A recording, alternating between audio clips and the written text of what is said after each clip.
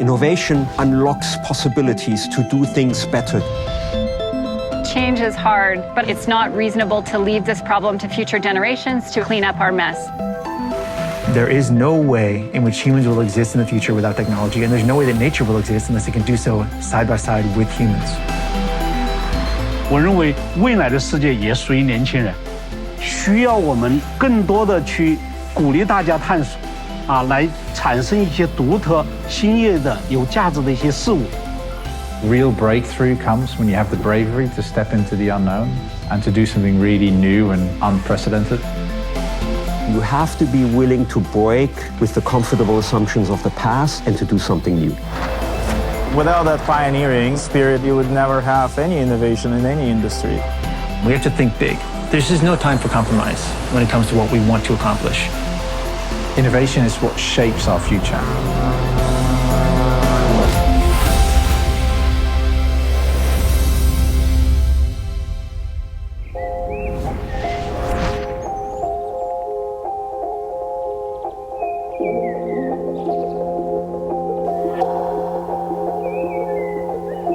Deforestation is something that the entire world must be made to care about. Without biodiversity, there's really no saying whether humans themselves can survive or whether we even should. Topher White is a conservationist who was using innovative technology to preserve the planet's forests for future generations. And up here, it's very sort of quiet and peaceful. This tree's amazing. He's on a mission to save rainforests, the lungs of our planet, which sustain the lives of over 50 million species. Half the world's rainforests have been destroyed since the 1960s. Some say the Amazon could have completely collapsed in just over 40 years. There is no future that we want to live in that doesn't involve forests. It's important that all of us come up with innovative solutions to help people there on the ground find a way to stop what is essentially illegal destruction of their environment. Topher is pioneering an approach to environmental protection that is taking root across the world. And this innovative solution is based on very simple technology. We're using cell phone technology, we're using people on the ground, we're using apps, we're using all these things that already exist to bring it all together around a problem that nobody had thought to solve with those things before. The Rainforest Guardian, as it's known, records sound in natural environments, including that of human activity, like chainsaws and vehicles. An AI-powered app analyzes the audio data for indicators of forest destruction and provides real-time alerts to local rangers so they can take action quickly. So people there on the ground, whether it's indigenous groups, police, NGOs, they get these alerts, they're able to respond, they listen in, they know where it is, they collaborate, and they're able to get out there and stop it. So this is a chainsaw coming in over the past hour from Sumatra. This is really unfortunate because it's very, very close. But as we can see, it's been reviewed by rangers as well, so they should be able to get out there and stop it. It's an innovation that will increasingly be used in the future to combat deforestation and animal poaching. And Topher has the perfect laboratory on his doorstep to refine the technology. We're in Redwood Forest, about an hour south of San Francisco. This here is about a 260-foot redwood, which is a great one for us to test putting a Guardian up. And what's great about this spot is that there's no cell phone service. So it's very similar to a lot of the places in the rainforest that we sort of work in. The device is powered by a set of solar panels. Its design protects it from humidity and sun exposure, and antennas enable it to upload the sounds of the forest to the cloud. It's easy to install, as long as you can climb trees that are hundreds of feet tall. But this is plenty high enough for us to actually put one of these Guardians up. And even now, when you stay quiet, you can hear the birds. You can hear the rustling of the wind in the trees. You can hear the rain in the distance. So that's what we're trying to set out to do, is pick up these sounds, understand the forest when we're not around. The devices act as the ears of rangers across the planet. They've been installed in 10 locations, covering 6,000 square kilometers of rainforest and 4 billion trees. But intelligent listening devices promise more hope for the future of the planet. They are also revolutionizing environmental science through the capture and analysis of audio data, known as bioacoustics.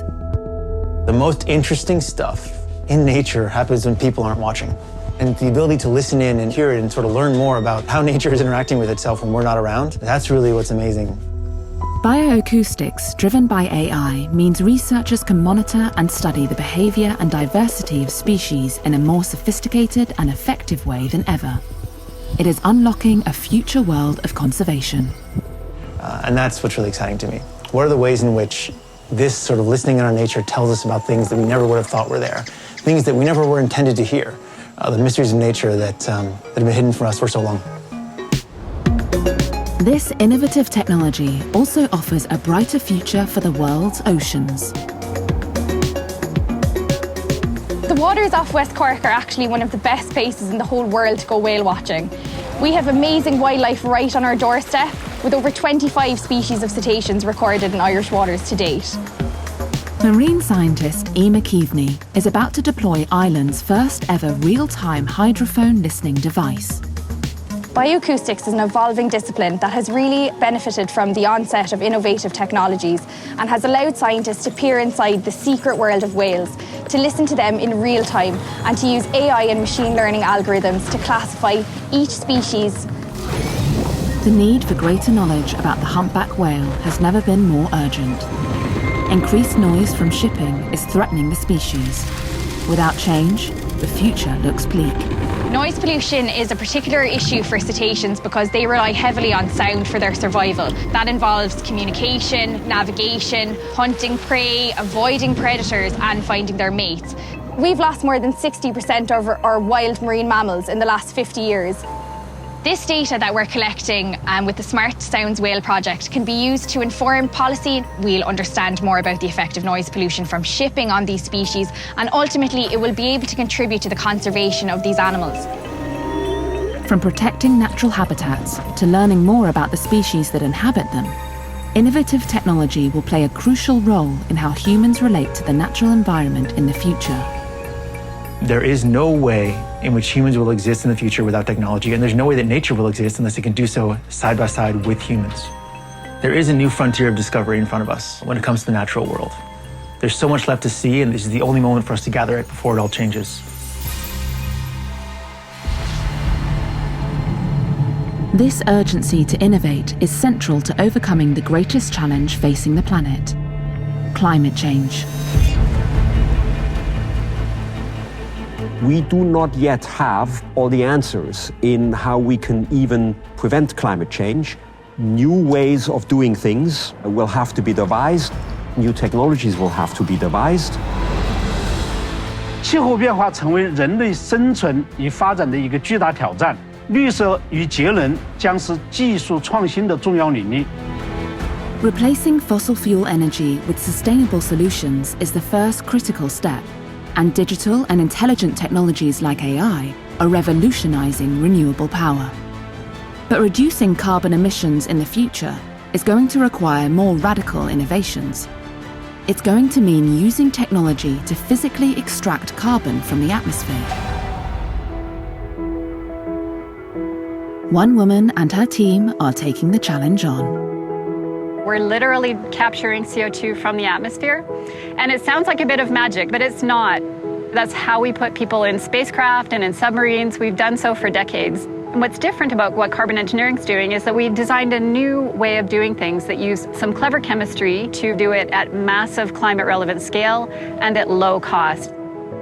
Canadian energy company Carbon Engineering are leading developers of an innovation called direct air capture, a new technology that sucks carbon dioxide molecules out of the atmosphere using a repurposed air conditioning tower. What you see behind me is something called the air contactor, where we move massive amounts of air through the system. The air comes in contact with a strong basic solution. That's the first step in the process. We then take that liquid over to a pellet reactor we have on the other side of this tower here. We precipitate out pellets like little seashells that contain a much higher concentration of the atmospheric CO2. And then finally, we take those pellets and heat them up to about 900 degrees Celsius. And now that CO2 is available to make a carbon product or to put safely back underground. The other chemicals can go back and go pick up some more carbon dioxide. The need for innovative carbon capture technology like this is critical and becoming more urgent every day. we've added all of this carbon dioxide to the atmosphere. Climate scientists today say that we might need to scrub 10 to 20 gigatons, 10 to 20 billion tons of CO2 back out every year by the time we get to 2050. The scale of the challenge is vast, but so is Laurie's ambition. This is our first commercial scale plant in the Permian Basin in Texas. This facility, once complete, will remove 1 million tons of atmospheric CO2 per year, which is the equivalent to 40 million trees. Innovators like Laurie are the kind of bold thinkers needed to help avert catastrophic climate change in the future. You know, I'm a mom, I have kids, I want to leave our planet with a healthy amount, a safe amount of atmospheric CO2 for the future. But also, I'm an engineer, and I know that we know how to solve this problem. We have a responsibility to solve that problem today. It's not reasonable to leave this problem to future generations to expect that they will clean up our mess.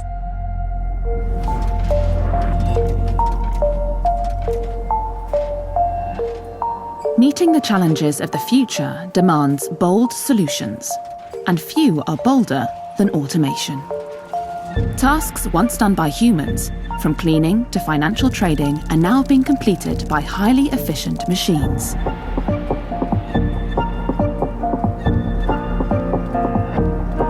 The car industry in China is helping to drive this seismic change, and one innovator has his foot on the accelerator.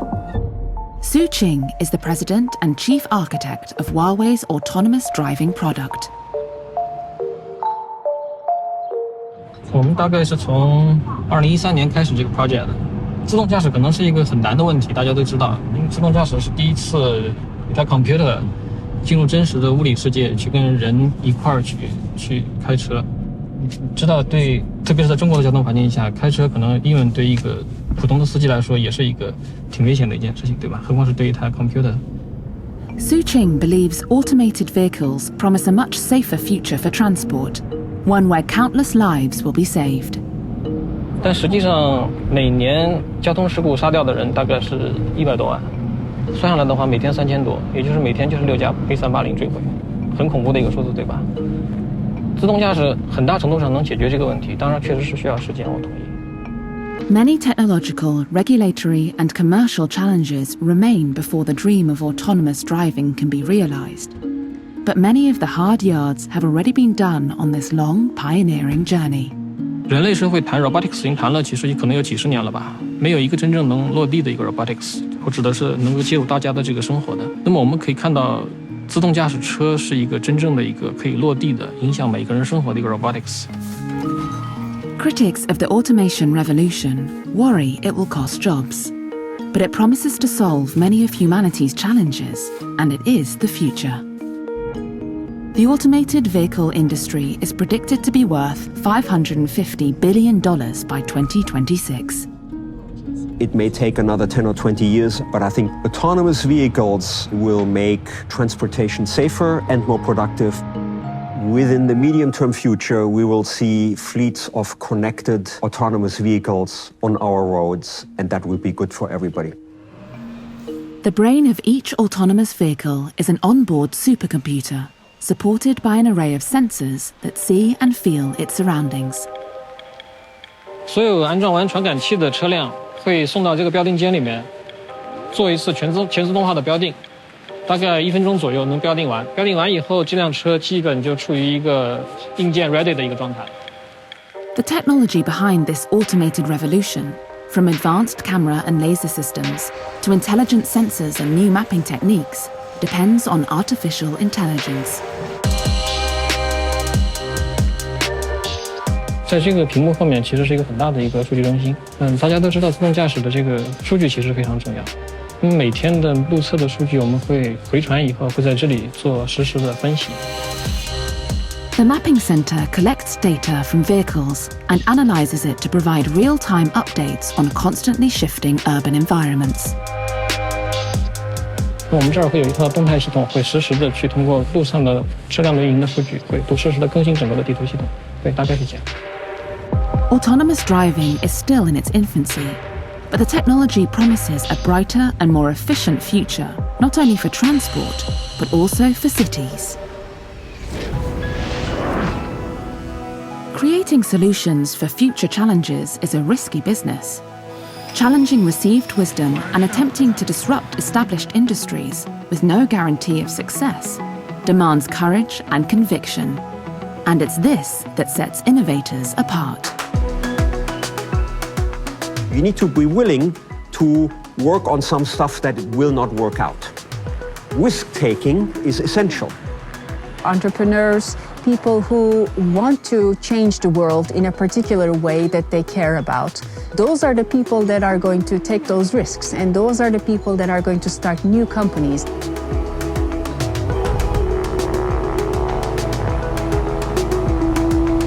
Val Niftikov is staking his future on trying to revolutionize aviation, an industry that is famously resistant to change, and to the challenge of tackling climate change. Everybody's building electric cars now. You have electric trucks, you have hydrogen trucks. So everybody else is doing better and better, but aviation, we don't have a solution.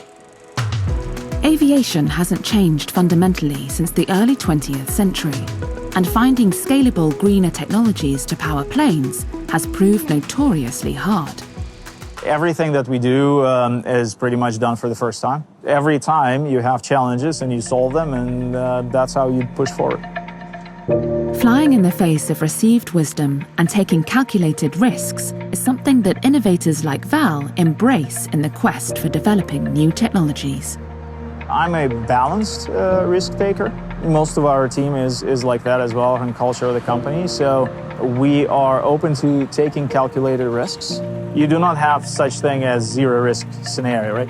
Without it, we wouldn't have any innovation in any industry, really. Val's solution for zero carbon flying is hydrogen power. The only meaningful source of energy is hydrogen for zero emission aircraft.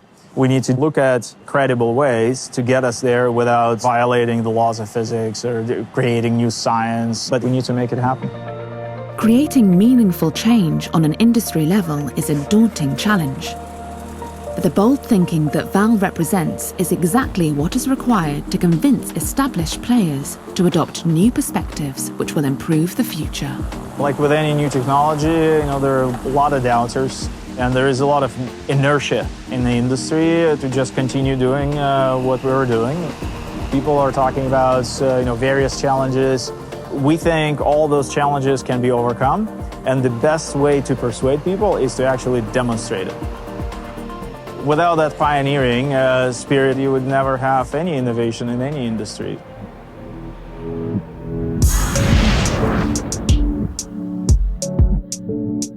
Technology can help to deliver brighter futures, and it is younger innovators that will drive this change.